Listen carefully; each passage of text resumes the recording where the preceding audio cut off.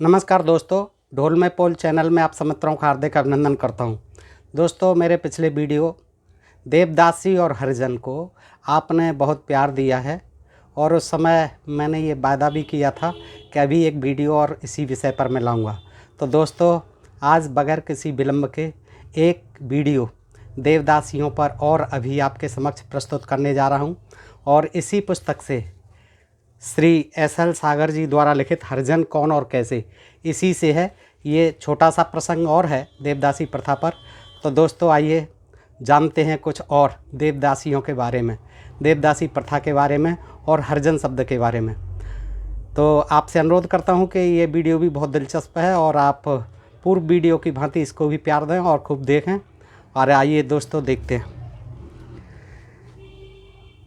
आजकल इन देवदासियों की अकल्पनातीत वृद्धि हो गई है और पहले जो देवदासियां पुरोहितों और पुजारियों की भोग्य सामग्री थीं, वे अब बाहरी लोगों की वासना की सामग्री बन चुकी हैं। कुछ दोस्त कह रहे थे कि आजकल ये देवदासी प्रथा नहीं है, तो उन लोगों को ये बताया जा रहा है, इस पुस्तक के हवाले से भी बताया जा रहा है कि ये देवदासी प्रथा बंद नहीं हुई है और वो दूसरे रूप में भी आज विद्यमान है और बड़ी संख्या में विद्यमान है। आज इनकी लावारिस और हराम की औलादों की इतनी बड़ी संख्या हो चुकी है जो भारत के माथे पर कलंक बन चुकी है। संसार में आज भारत ही एक ऐसा देश है जहां ऐसी संतानें बिना माँ बाप के जानी जाती हैं, उनकी बहुत बड़ी तादाद है। गुजरात की भांति देवदासी प्रथा दूसरे प्रांतों में अलग अलग नाम से जानी जाती है। ज़रूरी नहीं कि देवदासी प्रथा देवदासी नाम से ही जानी जाती हो, यह प्रांत वाइज अलग अलग नामों से भी जानी जाती है। जैसे यह प्रथा आंध्र में जोगिन कहलाती है, जोगिन, केरल में महारिन, असम में नटी, महाराष्ट्र में तुरही, तमिलनाडु में देवरात्याल तथा कर्नाटक में देवदासी प्रथा बोली जाती है। कहीं कहीं यह प्रथा बासवी तथा परागति नामों से पुकारी जाती है, किंतु इनकी संतानों को सब जगह पंडों द्वारा पैदा करके स्वीकार न करने से हरामी की औलाद ही मानी जाती हैं और इस हरामी की औलाद का हर के मंदिर में जन्म होने से हरिजन कहा जाता है। कहीं कहीं इनके अन्य नाम भी हैं। उत्तर भारत में इस प्रथा का स्वरूप दूसरा है। यह न तो एलम्मा की कन्या समर्पण से पैदा हुई है, न छत्री पत्नियों के विधवा होने से उत्पन्न हुई है।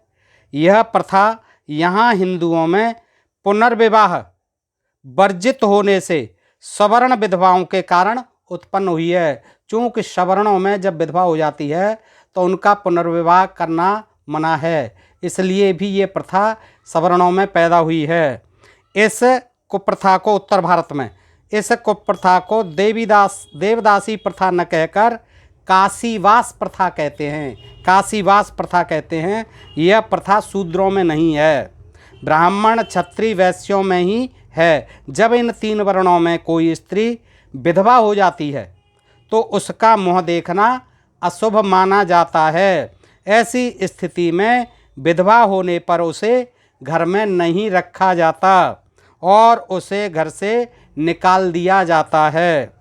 ऐसी विधवाओं के लिए काशी, प्रयाग, उज्जैन और गया 4 प्रमुख शरण स्थल हैं। काशी, प्रयाग, उज्जैन और गया, ये ऐसी विधवाओं के लिए 4 प्रमुख शरण स्थली हैं। पहले तो कुछ दिन तक इन विधवाओं को घर से निकालने के 2-4 साल बाद तक घरवाले खाने पीने को भेजते हैं और बाद में बंद कर देते हैं। उसके बाद जीविका के लिए कोई धंधा इन्हें तलाशना पड़ता है। कुछ जवान विधवाएं वेश्याएं बनकर दूर दूर शहरों में चली जाती हैं और कुछ अधेड़ मंदिरों के पंडों और उनके द्वारा बनाए गए ग्राहकों की वासना की सामग्री बन जाती हैं और इसी के सहारे अपना पेट पालती हैं। नाचना गाना और किसी का हमबिस्तर बन जाना, यही उनकी जीविका का साधन रह जाता है। यह अपने स्थान पर सही है कि ये वासना की शिकार हुई विधवाएं संतानें जनती हैं। जब ये संतानें जनती हैं तो लोक लज्जा के कारण उन्हें छिपाती हैं, उनके बाप का नाम नहीं बताती हैं और कभी कभी तो पैदा होते ही मंदिर के परिसर में ही कहीं छोड़ देती हैं, जिन्हें उठाकर अनाथालय में पाला जाता है। बहुत से मंदिर प्रबंधक समितियों ने ऐसे अनाथालय खोल रखे हैं जो मंदिर परिसर या मंदिर के निकट चलते हैं। ऐसी काशीवासी विधवाओं से उत्पन्न संतानों को कदाचित हरिजन ही माना जाता है, क्योंकि वे भी हर के घर ही उत्पन्न होते हैं। इस प्रकार हरिजन शब्द का अर्थ स्पष्ट अर्थात हरि का जन है, चाहे वह हरि के नुमाइंदे पृथ्वी के देवता ब्राह्मणों की नाजायज संतानें हों, चाहे सवर्ण विधवाओं की नाजायज संतानें हों, और चाहे ठेके पर उठाई गई मंदिर पुजारियों की नाजायज संतानें हों। हरे भगवान के घर यानी मंदिर के परिसर में हुई संतानें हरिजन कहलाईं। इस प्रकार से ही ऐसी संतानें नाजायज, लावारिस और हराम की हैं, इन्हें हरिजन कहा जाता है। दलितों को गांधी जी द्वारा हरिजन शब्द से संबोधित करना सर्वथा अनुचित था। यह शब्द उनके मनोबल को गिराने और उनको गाली देने की नीयत से दिया गया है। बहुत से लोग हरिजन शब्द को भगवान के भक्तों के लिए इस्तेमाल करते हैं। हरिजन यानी हरि के जन, विष्णु के जन, भगवान के जन। किंतु जब यह दलितों के लिए प्रयोग किया जाए तो उसमें घृणास्पद भाव संजोए रहते हैं। हरिजन कहते ही अछूत याद आ जाते हैं, अस्पृश्य याद आ जाते हैं। किंतु जो इसे भगवान भक्तों के लिए प्रयोग किया जाता है, जैसे नरसिंह हरिजन थे, कोई अमुक आदमी हरिजन है, भगवान का भक्त है, हरिजन है, तो वो अच्छी बात मानी जाती है। लेकिन जब अस्पृश्यों के लिए कह दिया जाए हरिजन, तो वो ही फिर घृणा का सूचक हो जाता है। किंतु जो इसे भगवान भक्तों के लिए प्रयोग किया गया मानते हैं, तो फिर इसे ब्राह्मण के लिए क्यों नहीं मानते हैं? ब्राह्मणों को भी हरिजन कहा जाए, क्या वो हरिजन नहीं है ब्राह्मण? भाई वो तो सबसे बड़े हरिजन हैं, हरि के भक्त हैं, क्योंकि ब्राह्मण ही भगवान का सबसे बड़ा भक्त है। उन्हें ब्राह्मणों को हरिजन कहना चाहिए।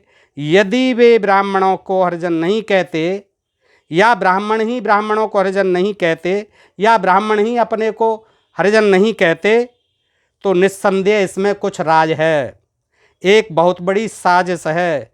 यदि हरिजन शब्द बहुत अच्छा शब्द होता तो हिंदू और खासकर ब्राह्मण इसे अपने लिए सुरक्षित रख लेता और अपने माथे पर हरिजन का चिप्पा लगा लेता। पक्की बात है ये। हरिजन शब्द इतना ही अच्छा होता और वाकई भगवान का जन, भगवान का आदमी होता, तो ब्राह्मण इसे अपने लिए पहले सुरक्षित करता। हाँ, हम यह कह सकते हैं कि गांधी एक जालसाज, बहुरूपिया, दलित द्रोही और पाखंड का पुंज था। उसने हरिजन शब्द का प्रयोग दलितों के लिए किया।